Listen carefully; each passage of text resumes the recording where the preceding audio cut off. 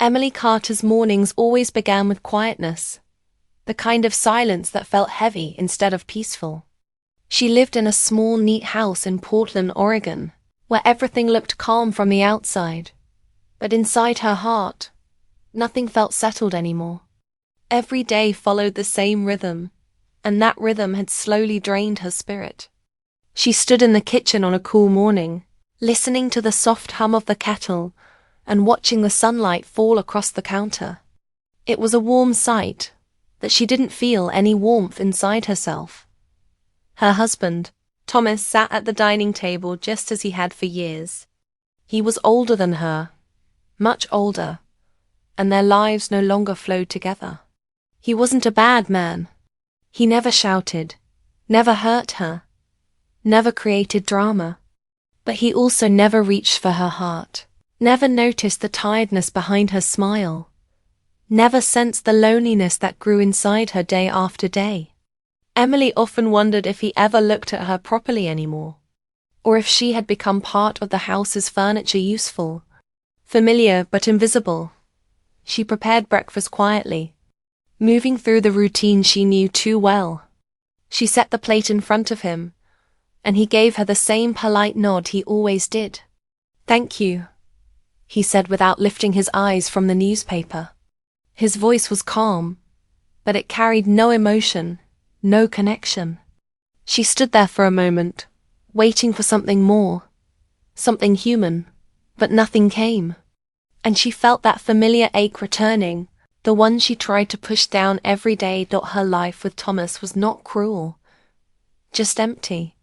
They barely talked beyond surface-level questions. "How was your day? Did you pay the bill? What's for dinner?" There was no laughter anymore, no warmth, no moments that made her feel like a woman who mattered. She had learned to hide her sadness behind a calm face, but the heaviness inside her grew stronger with each passing month. But there was one part of her life that never felt empty: her son, Evan. At 17, he had a quiet strength that amazed her. He paid attention to things others missed. He noticed when she seemed overwhelmed. He could sense her sadness even when she tried to hide it behind chores or small talk.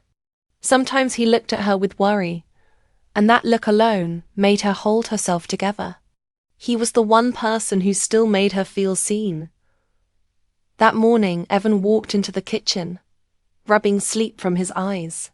He gave her a soft smile, the kind that warmed her heart instantly.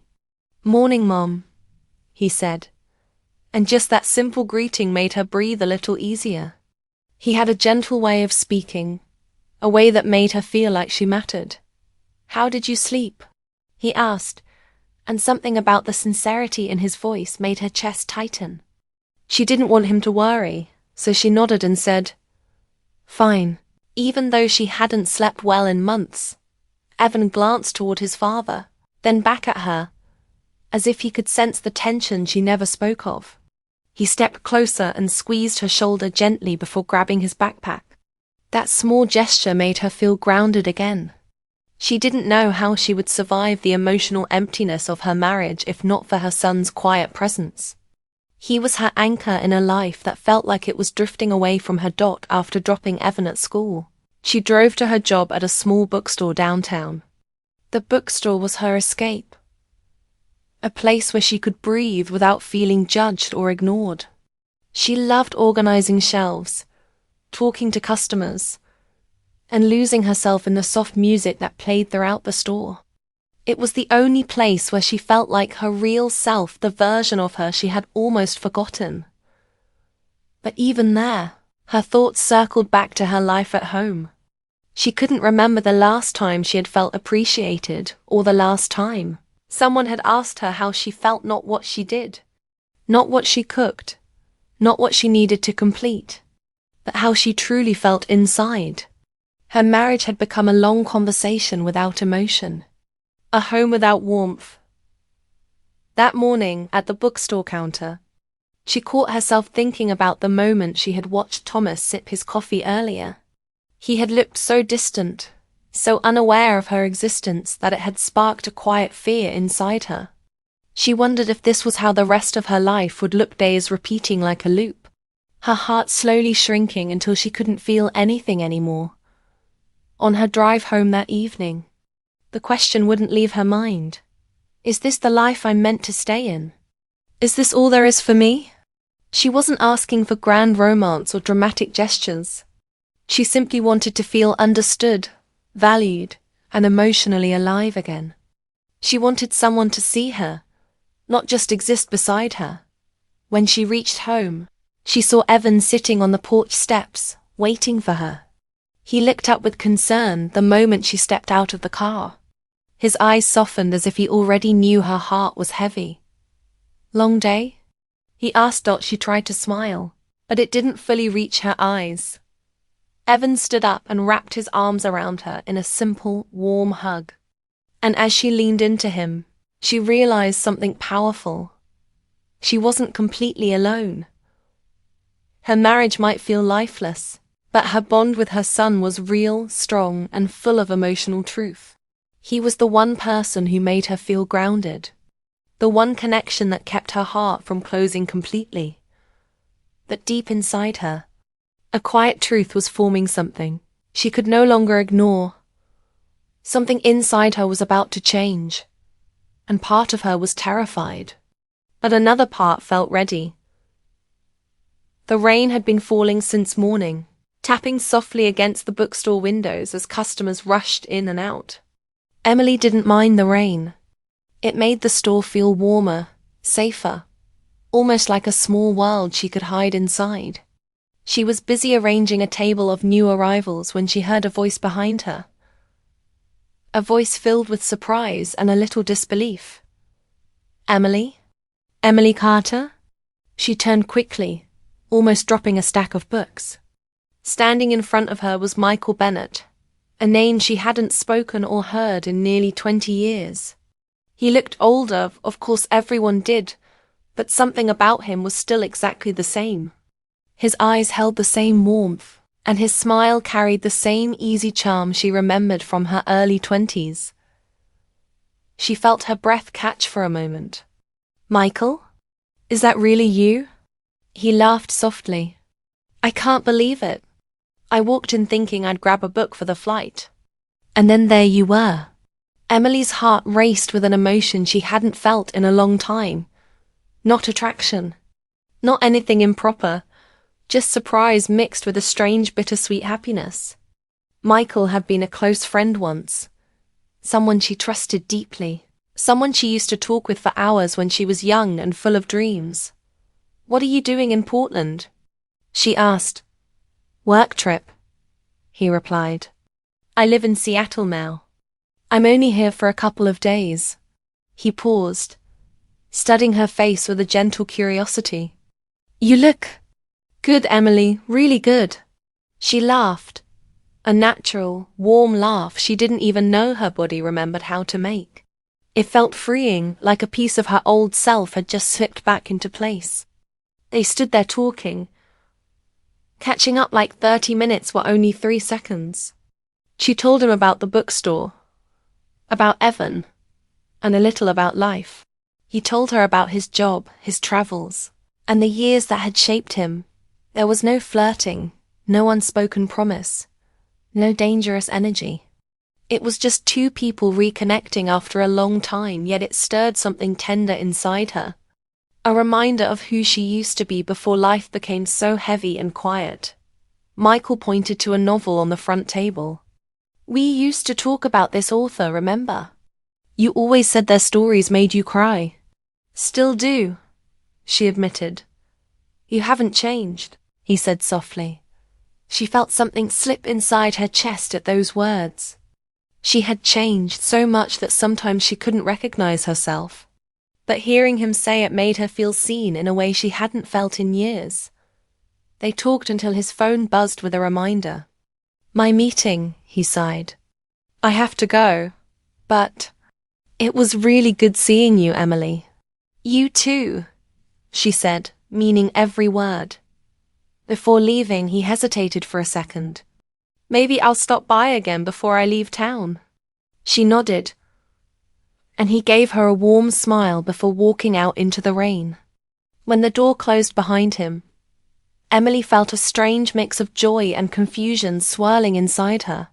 She tried to focus on stocking shelves again, but her mind kept drifting back to their conversation. It wasn't Michael himself that unsettled her. It was how alive she had felt while talking to him. How easy it had been to smile. How natural her laughter had sounded. That evening, when she walked into her house, the familiar heaviness greeted her instantly. Thomas was in the living room watching television, the volume low, the room dim. He looked over with the same expression he always wore, calm, distant. "Tired. You're home late," he said without emotion. "There was a rush at the store," she replied, though she wasn't really late. He nodded, eyes already drifting back to the screen. And just like that, the warm spark she had felt earlier faded. The house felt cold again, the silence stretching long and thin between them. She changed clothes, made dinner, and moved through the evening like a shadow. Barely noticed, barely spoken to. After dinner, as she washed the dishes, she thought of Michael's smile, the way he had listened to her, like her words meant something. It wasn't romantic longing. It was the longing to feel seen. Later that night, there was a soft knock on her bedroom door. Evan peeked in. "Mom?" She turned. "Yes?" He stepped inside, his face calm but observant. "You seem different today. Happier, I think." Evan nodded but didn't fully believe her. "You know, you don't have to pretend with me." She sat on the edge of the bed, and he sat beside her.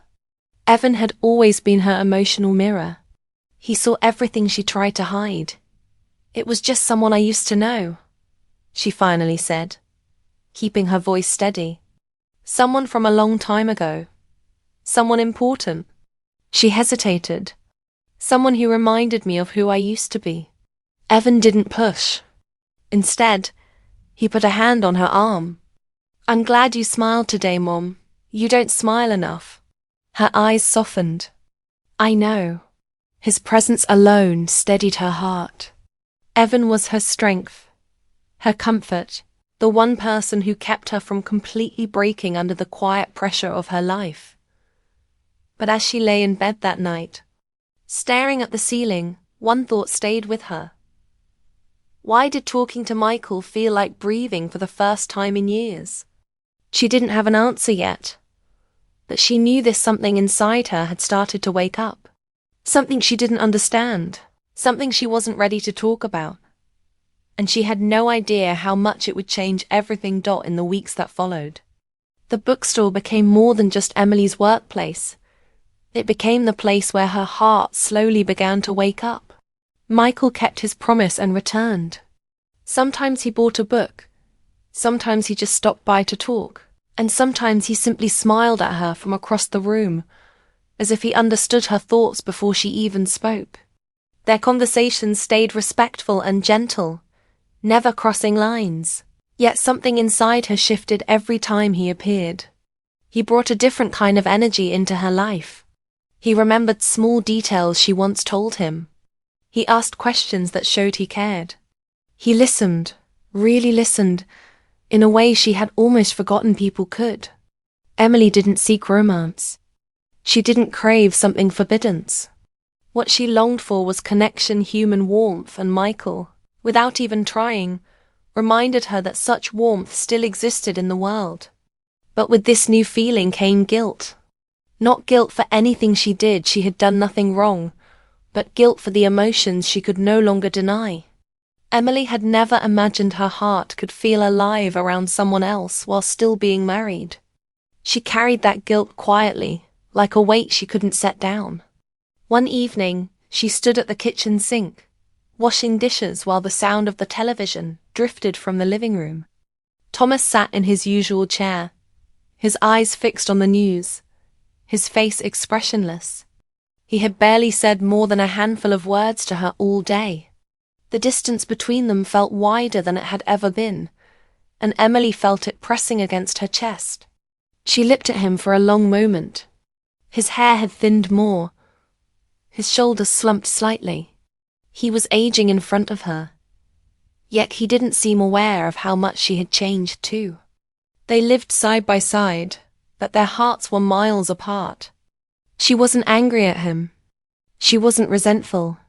She just felt invisible. As she dried her hands, a quiet voice came from behind her. "Mom?" She turned to see Evan standing in the doorway, his backpack still slung over his shoulder. His eyes were searching her face again, the same way he always did when he sensed something was wrong. "You okay?" he asked softly. She forced a small smile. "Just tired." But Evan stepped closer, studying her with the same quiet intuition he always had. "No, it's more than that." Something inside her loosened. Her shoulders sagged. She didn't want to burden him, but she also couldn't pretend anymore.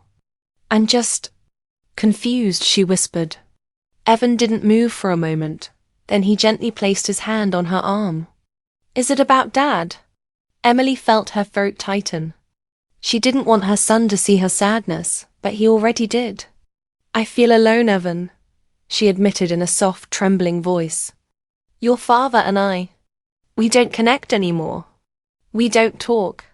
We don't understand each other. And I don't know how to fix it." Evan didn't speak right away. He looked down, then back at her with eyes full of quiet hurt. Not for himself, but for her. "You've been carrying this alone," he said gently. "For a long time." She nodded, tears forming but not falling. He stepped closer and hugged her tightly, not like a child needing comfort, but like a son who loved his mother deeply. "You're not alone, Mom," he whispered. "I'm here, always." His words steadied her heart more than anything else could. Emily held on to him, realizing how much he had grown not just in age, but in emotional strength. He had become the one stable part of her life. The one person who made her feel understood without effort. Later that night, after Evan went to his room, Emily sat on her bed thinking about everything: her marriage, her loneliness, the guilt she carried, and Michael's unexpected return. She wasn't looking for a new relationship. She wasn't trying to destroy her old one. She was simply a woman who felt lost and tired. A woman who had forgotten what it felt like to be emotionally alive. And then, just as she was drifting into thought, her phone buzzed. A simple text from Michael appeared. "Are you all right? You seemed a little quiet today." Her heart fluttered. Not because of romance, because someone noticed. Someone cared enough to ask. She typed back a short message, keeping it simple and respectful. "Just a long day. Thank you for checking." His reply came a moment later. "If you ever need someone to talk to, I'm here." She stared at her phone, conflicted. The kindness made her feel warm, but also uneasy. She didn't want to build an emotional bridge that could lead to something she didn't intend. Yet she also couldn't deny how comforting his words felt. Over the next week, she kept her distance, trying to sort through her emotions. But when Michael visited the bookstore again, he didn't push. He didn't ask personal questions. He didn't bring up their messages. Instead, he simply talked to her the way a friend would, softly, kindly, with genuine care. One afternoon, as they were talking, Michael paused mid-sentence and looked at her with gentle seriousness. "Emily, are you happy?" Her breath caught. No one had asked her that in years. She didn't answer. She couldn't. Michael nodded gently as if he understood. "I hope one day you will be," he said before leaving. His words echoed in her mind long after he walked out. That evening, as Emily sat alone in her room, she realized her heart was caught between the life she had, the emptiness she felt, and the possibility of becoming someone stronger. Someone who didn't live only in shadows. She didn't know what would happen next, that something inside her had changed. and she could no longer pretend she didn't feel it. The question Michael asked, "Are you happy?" did not leave Emily's mind. It stayed with her during work, during dinner, during those long silent evenings when Thomas sat in front of the TV while she wandered through the house like a quiet shadow. She tried to ignore the question, but it followed her like a whisper she couldn't escape. Days passed and the weight inside her chest grew heavier. She kept trying to be patient, kept trying to be the calm, steady wife she had always been, but something had changed inside her. She felt restless, like her heart wanted to breathe after years of holding everything in. One cold evening, she stepped outside onto the porch. The sky was dark blue, and the air carried the sharp smell of winter. She wrapped a blanket around her shoulders and sat down, hoping the cold would clear her thoughts. Instead, it made her loneliness feel sharper. She looked back at the house, the quiet rooms, the dim lights, the tired routine that had become her life. Nothing terrible had happened in her marriage. There were no fights, no cruelty, but there was also no warmth, no emotional closeness, no real partnership. She had grown into a different woman, and Thomas had stayed exactly the same. They were no longer walking side by side. They were simply existing under the same roof. She didn't hear Evan come outside until he sat next to her. He didn't speak right away. He just leaned forward, elbows on his knees, watching the dark street with her. After a moment, he turned his head. "Mum, you look like you're carrying a whole world on your shoulders." Emily let out a quiet breath. "Maybe I am. Is it about Dad?" Her throat tightened. Evan always saw straight through her. "I don't want to hurt him," she murmured. "He's a good man, but I feel alone, and I don't know how to make that stop." Evan looked at her with gentle sadness. "Have you told him how you feel?" She shook her head. "I don't even know where to start. We don't talk, not really. We live together, but we don't live with each other." Evan was silent for a long moment, thinking. Then he said something that surprised her. "You've spent years trying to keep everyone else comfortable. Maybe it's time to think about yourself too." Emily felt tears sting her eyes. She had never wanted her son to carry her pain, but his words didn't feel heavy. They felt honest. "What if I make the wrong decision?" she whispered. "Then you'll fix it," he said simply. "But staying unhappy forever isn't a decision. It's a slow way of disappearing." His words hit her deeply.